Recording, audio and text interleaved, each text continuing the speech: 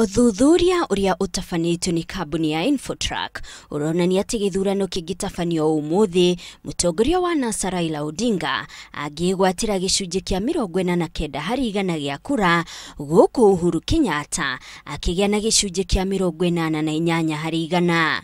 No kuringana na kambuni ya Ipsos, gicunji kia 47 hari igana kingikiria President Kenyatta na Raila egwatire gicunji kia 44 hari igana.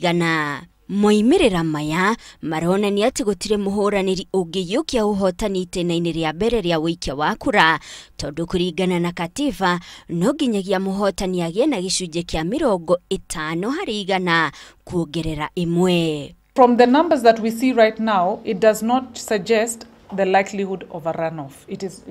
We can't see it from the numbers.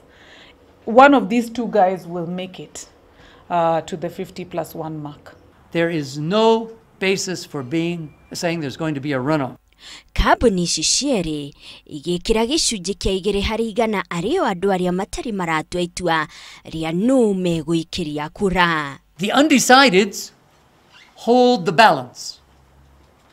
If they vote, we don't know what turnout will be, but if they all went to one side or the other, that candidate would win easily. Kambuni ici ningĩ nĩ ciĩtĩkanĩirie atĩ ngumo ya Raila igũrũ icigo-inĩ cia gĩcũa-inĩ, Nairobi na Nyanza, nake Uhuru agĩtũha icigo-inĩ cia Central, Rift Valley na Eastern. Andũ 4,308 nĩo maroririo ciũria nĩ kambuni ya Ipsos na wangĩ 5,000 marorio ciũria nĩ kambuni ya Infotrack.